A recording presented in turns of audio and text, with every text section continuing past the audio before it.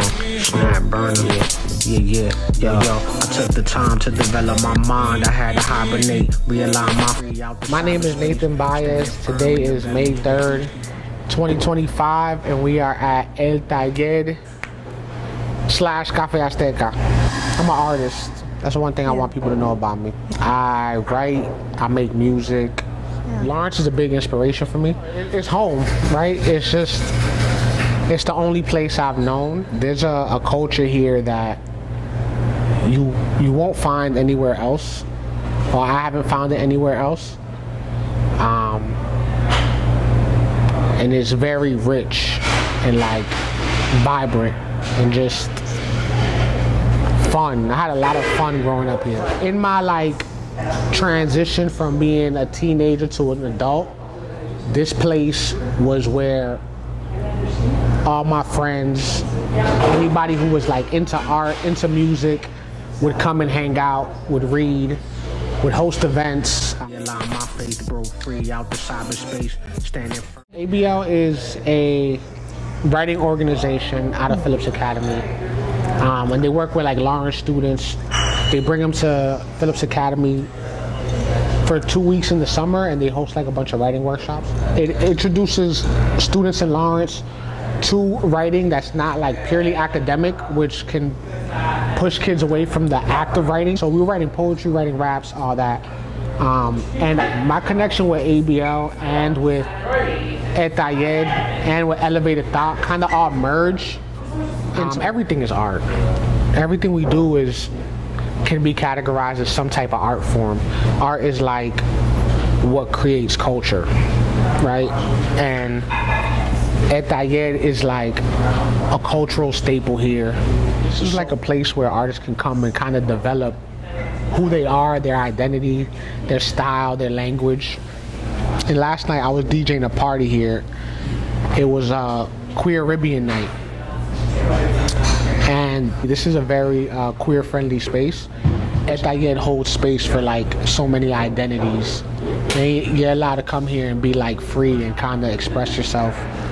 The art scene here has grown tremendously. Like there's so many active artists here working on amazing concepts. We watch the empire burn with every lesson that I teach you. Yeah, my music definitely got a little bit more political. It was already like I was listening to some old ass raps, and I'm just like kind of cringing, but it also was kind of like sweet to hear that my mind was very community oriented when I was 19, and now it's just like a little more a lot more radical, a lot more like I have more to say. I'm more knowledgeable about the things that I care about the things that are going on in the world. I learned a lot, and I learned a lot through creating and writing and making music and studying and being around great teachers. And honestly, what inspired my work with young people is when I was young, I had mentors who worked with me.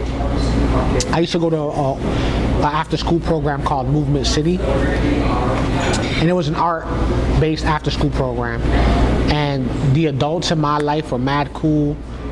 They put me on to like so much music, so much art, so much inspiration. They listened to me. They would talk with me, and it really shaped who I was. And I feel like in Lawrence there's not that much mentorship happening, especially at school. It's important that we connect with the kids. We connect with the young people, let them know that like, yo, whatever y'all need, we got y'all.